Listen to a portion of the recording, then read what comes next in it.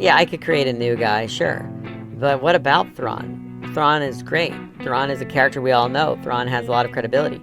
And can we use him in a way that's similar to the books? I don't want to use it and change it. Withdraw the fighters.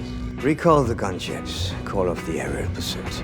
One might even call this first match a success.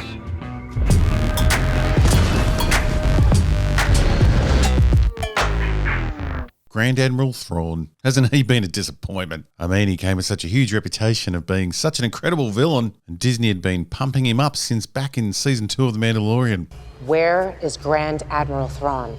The books he's featured in are claimed to be some of the best Star Wars novels ever written. How could Disney get it so wrong? Well, easy, it's Disney. The real question is, was there any chance of them getting it right? The lack of backstory and setup to understanding his situation is one thing, but it's his stupidity that's mind-blowing. Withdraw the fighters.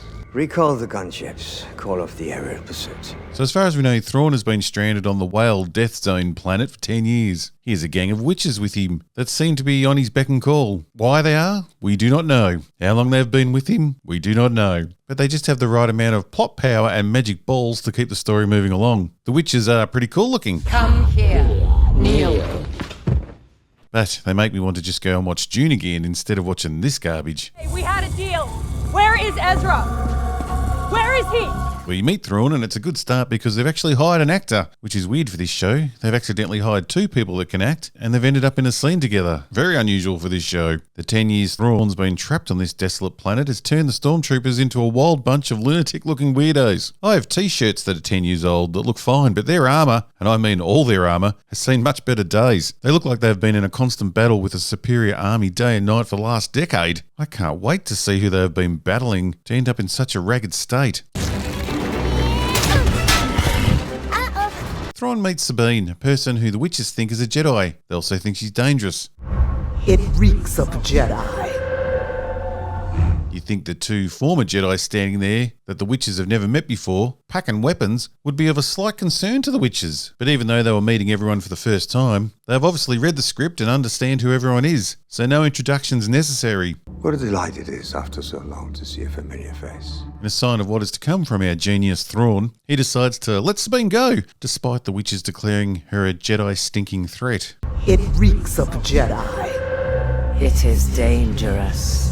He also supplies Sabine with transport, as well as returning all of her weapons. The way she was talking to Thrawn, if I was him, I would have just blasted her in the face. But that's just me. Thrawn, where's Ezra? Just answer the question. No need for hostility. I'd rather not waste any more time. What kind of ride you got around here? Yes, he could have just killed her on the spot and that would have been the end of that, but no. That's how stupid Dave Feloni has to make his main villain for this slow-moving story to move forward. Though I must say Thrawn is smart enough to say what we've all been thinking. You've gambled the fate of your galaxy. Yes, gambling the welfare of everyone in the galaxy for one friend does make her a horrible character, but Dave Filoni's still going to push that she's in the right. You wouldn't understand. Yes, he wouldn't understand because he's not a lunatic. It's kind of weird to write your hero as a bigger psychopath than your villain, but this is Disney Star Wars. Sabine, the most punchable character in all of Star Wars, demands a ride and takes off. What kind of ride you got around here? But don't worry, this is all part of Thrawn's master plan to find Ezra, so he can kill him and Sabine. You and your master will destroy them both. Sabine is absolutely amazing because out of this whole planet, she rides directly to him. 10 years he's been hiding out on this planet, and he's still within a couple of hours' ride from the Star Destroyer that's getting probed. What are the chances of that? I knew I could count on you. And Ezra's entrance into the story couldn't be more lackluster. No interesting introduction for him. No swooping in to save Sabine, because no woman can be saved in modern Star Wars. No, Ezra's big entrance is him standing there, trying not to make eye contact with the rock crab he's been sleeping with for the last 8 years. Hey, it worked, didn't it? Seeing as Ezra has a neck full of stormtrooper dog tags, which obviously means he's killed a few, Thrawn and the witches must know that he's a Jedi. So it really was nice of Thrawn to deliver a lightsaber to him, because there's nothing like arming your enemy. Imagine how many more stormtroopers he can kill now. Do your thing. What thing? It's your lightsaber, take it. You keep it. A quick break to bring some fun into your life. Now, when I get over doing my usual activities, I like to settle in with the one and only, wait for it, Raid Shadow Legends. Yes, you heard me. After many, many years, I've finally got on board with the one and only Raid Shadow Legends. And you should too. Encounter an expansive range of strategy, innovative blended PvE and PvP gameplay, and join players from across the world and stamp your name among the heroes of Teleria. Plus, Raid just increased its roster of champions with a brand new rarity, Mythical. These new mythical champions have a special new mechanic, Metamorph, that allows them to change between two different forms, just like a girl I once knew. All this and it's free to play. And would you like to start your Raid Shadow Legends journey with a free legendary champion? Of course you do. Check out Sun Wukong, Raid's take on the mischievous Monkey King, and he's yours free. All you have to do is log into Raid on 7 different days between August 22nd and October 23rd to get your hands on this awesome champion. No heroics required. Just log in, that's it. And it doesn't end there. You players can also get one of the best epic champions, Stag Knight, had a few of those, as well as a skin for him designed by John Tron himself. Hey, where's the robot head skin? Just use the promo code JTSkin before October 7th.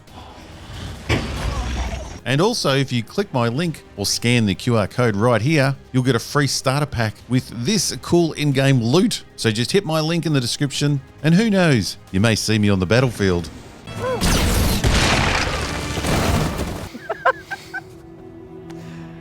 This show's not really selling Thrawn as a genius tactician. He's been on this planet 10 years with nothing to do, magic witches at his side, and a full Star Destroyer full of equipment at his disposal. Yet he couldn't find a single unarmed Jedi in this barren wasteland. 10 years he's been there. It's not exactly selling him as a huge threat, but somehow it gets better. Thrawn finds out Ahsoka is approaching in a star whale. Another comes. A Jedi. They ride the travelers. And that must really piss him off that he didn't think to use a star whale to travel. Shit, I waited 10 years for that fucking ship to be built. If a star whale approaches Peridia, destroy it with prejudice. When Ahsoka does arrive, she is right in the middle of a huge minefield. The resources strapped Thrawn seem to have a few 100,000 mines lying around. Some weapons make sense in certain situations. Slow flyover bombing of stationary locations makes sense. Slow flyover bombing of movable spaceships in a space battle doesn't make a lot of sense. Mines floating on the surface of water, water that ships float on, or mines buried just under the land that people walk and drive on makes sense. Neither the person on foot or the floating ship can change the plane they're travelling on. A minefield in space, covering a planet that can be approached from any direction or any angle, doesn't make any sense at all. Thrawn would need millions of mines just to cover part of the globe. But it doesn't really matter because the mines have no effect on Ahsoka's ship or the whales. If only they had the Oregon Police Department nearby, they could have really shown Thrawn how to blow up a whale. Pieces of meat passed high over our heads while others were falling at our feet. Fortunately, no human was hit as badly as the car. However, everyone on the scene was covered with small particles of dead whale. Thrawn calls off the pursuing ships that are chasing Ahsoka to save resources. Why not allow them to follow? There's no need to waste our resources. Resources that come and go with whatever the script calls for in each scene. He then reads Ahsoka's Wikipedia page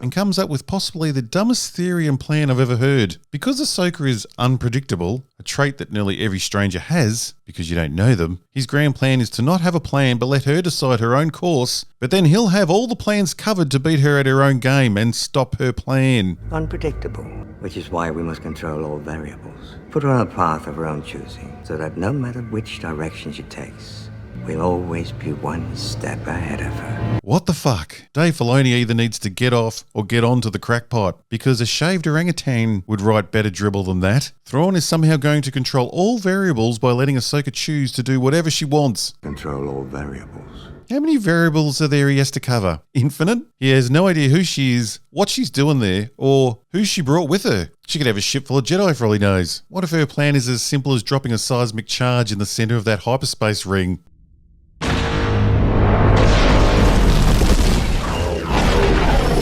Leaving Thrawn stranded, and his only allies stranded with him. She would still have her ship to pick up her friends and the whales to deliver her home. So in fact, it's a pretty good plan. Thrawn would be absolutely screwed. Control all variables. Is that one of the variables he's thinking of? Because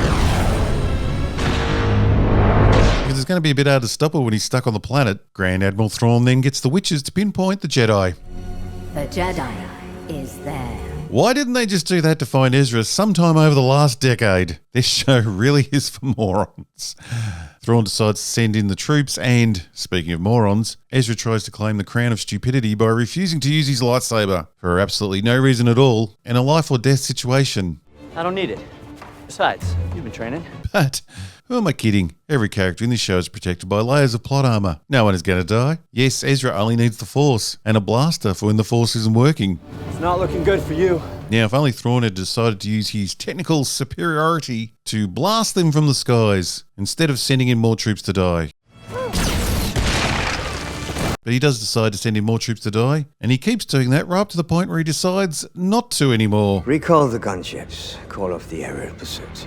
His troops all retreat just so the heroes can live again, because the awful script needs them to. These are unfortunate, but acceptable losses given the absence of Lord Balin. Imagine being so bad at writing that you keep throwing in battles, yet you can't work out how to get back out of them again. So you just have people run away.